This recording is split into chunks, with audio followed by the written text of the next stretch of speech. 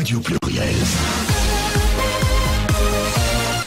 Avec notre invité à nouveau Gilbert Neves de l'ADAPT et Handicap avec Patrice et Jean-Luc. Ben oui, alors on va être deux à te poser des questions maintenant. C'est Jean-Luc qui fait l'émission avec nous, il fait l'émission Vivre Ensemble tous les mercredis sur Radio Pluriel, et moi-même.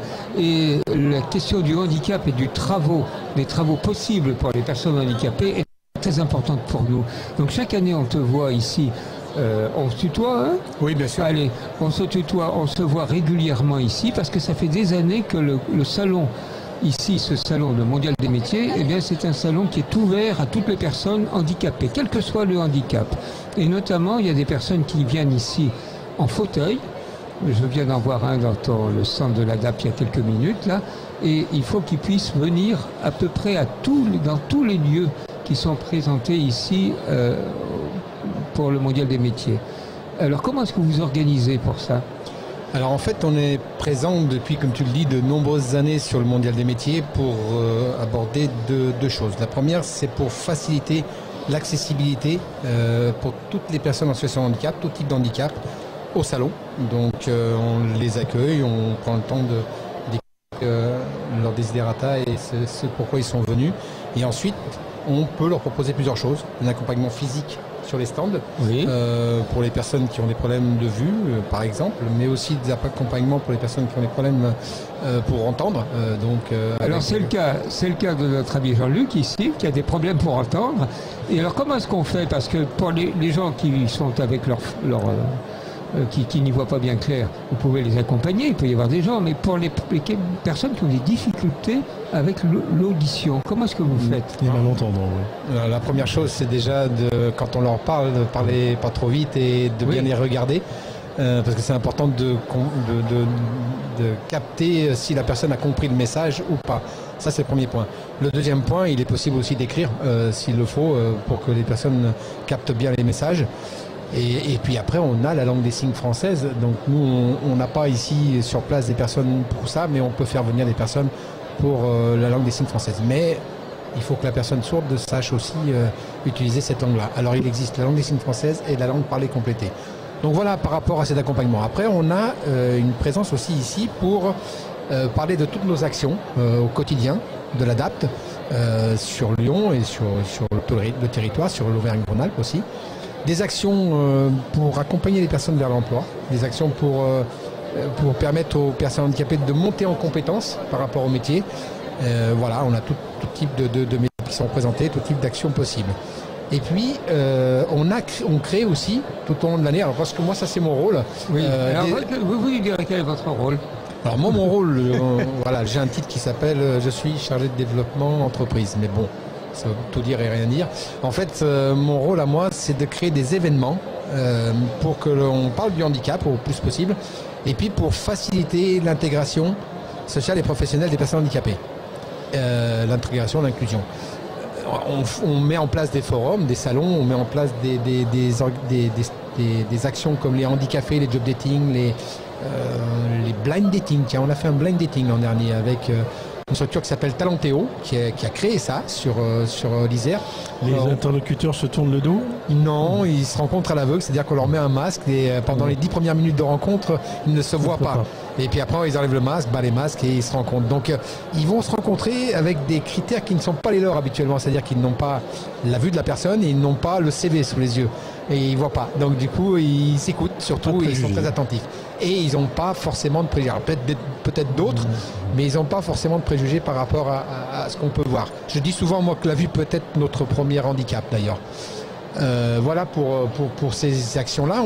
On a mis en place aussi une action nouvelle qui s'appelle le Handi Move Emploi. Ça fait... Répétons, Handi Move Emploi. Ça fait 4-5 ans qu'on travaille sur cette nouvelle action et qui est en train d'exploser parce que cette année elle s'est faite sur 30 villes en même temps en France. Vous aviez commencé dans quelques arrondissements de Lyon. Voilà, on a commencé tout doucement. Là, par exemple, cette année, on a balayé l'ensemble des arrondissements de Lyon et on a balayé 8 villes en périphérie de Lyon. Mais ça s'est déroulé aussi sur 30 autres villes en France en même temps pendant la semaine pour l'emploi.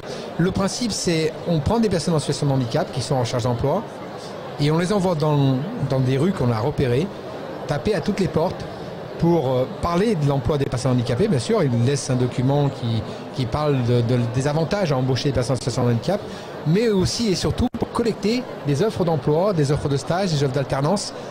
Pas pour eux, ils ne viennent pas déposer leur CV pour une personne, mais pour l'ensemble des personnes en handicapées. situation de handicap qui sont en charge d'emploi. Quel que soit le handicap. Quel que soit le handicap. Et ensuite, on traite toutes ces offres-là qui sont proposées par les entreprises, et il y en a beaucoup, hein, c'est assez surprenant, et on va les proposer à Pôle emploi, Cap emploi, Mission locale, les centres de formation, et bien sûr nous aussi. Et donc le but, c'est que très rapidement, toutes ces entreprises qui ont proposé des offres voient arriver des profils correspondant à ce qu'ils recherchent. Alors, ça marche très fort. Vous avez commencé ça dans le 4e arrondissement de Lyon? Dans le 7e. Dans le 7e, oui, enfin, il y a plusieurs arrondissements. Oui. Votre 7e, c'est là où vous habitez, hein, là-bas. Oui, bien sûr. Voilà. Et vous avez commencé ça à Lyon. Et alors, comment ça marche? Parce que vous nous dites que ça marche très bien, c'est maintenant dans 30 villes. Oui. Comment ça fonctionne? Le concept, on l'a modélisé.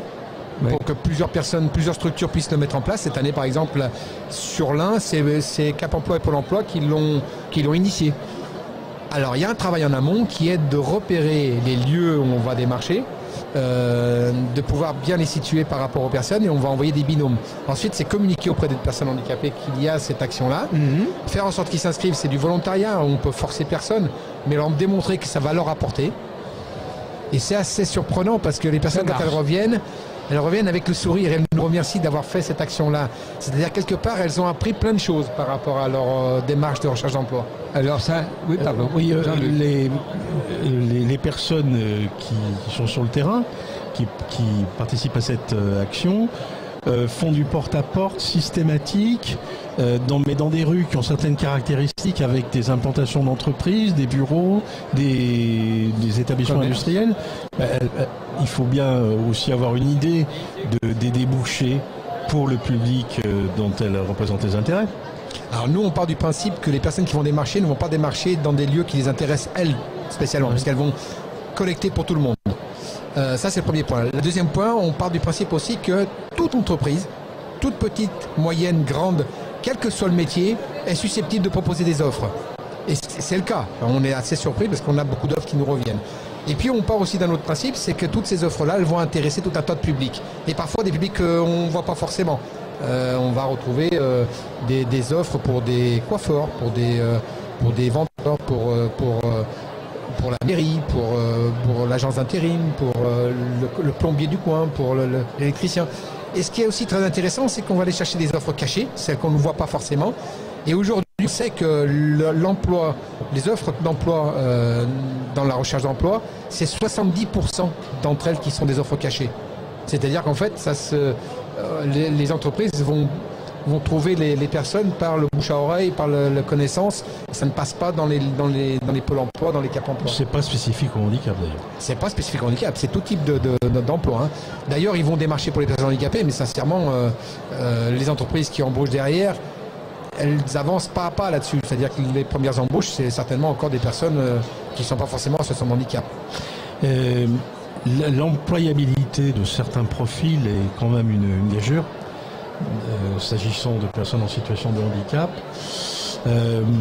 est-ce que vous avez trouvé le moyen de surmonter les réticences des employeurs à l'égard de personnes qui ont parfois un très haut niveau de qualification, mais qui ne collent pas avec l'image que l'entreprise entend donner à sa clientèle?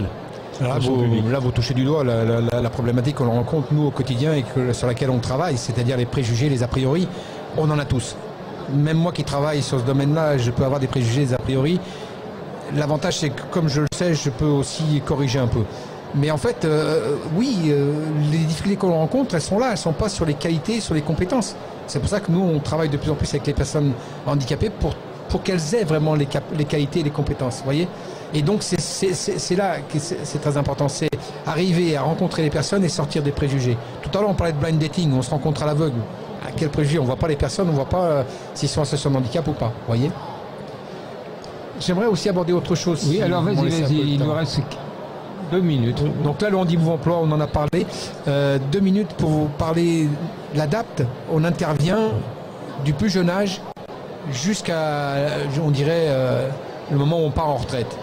On intervient dans tous les domaines, c'est-à-dire que dans les écoles, de la maternelle jusqu'au primaire et même au lycée, on va utiliser ce qu'on appelle une handi-mallette pour pouvoir sensibiliser les enfants à la situation de handicap et intégrer tout le monde dans les écoles. Avec les étudiants, on intervient, par exemple, cette semaine, on est allé distribuer des labels à 200 étudiants de l'ESDES, qui est une entité de l'Université catholique de Lyon, de l'UCLI. Et en fait, on a distribué ces labels, c'est une labellisation handicap l'ADAPT. On a fait en sorte que les étudiants se frottent au handicap, fassent des actions, découvrent aussi les différentes typologies de handicap, parce que plus on sait, et plus on peut vivre ensemble, comme on dit nous, vivre ensemble égaux et différents. Vivre ensemble, c'est savoir comment vivre avec les autres, vous voyez. Et donc cette labellisation fait en sorte que nos prochains cadres, nos prochains responsables dans les entreprises, sont ces étudiants qui sont en études, ils auront déjà des informations sur le handicap. Donc cette labellisation, elle va aussi faire des petits, elle va aller sur d'autres universités et d'autres écoles. L'acronyme ADAPT. L'ADAPT. Le L fait partie du nom. Hein. Oui, l'ADAPT. Ça indique bien votre champ d'intervention, c'est l'accompagnement à l'emploi. Oui. Eh ben, je n'irai pas l'établissement. Tapez l'ADAPT.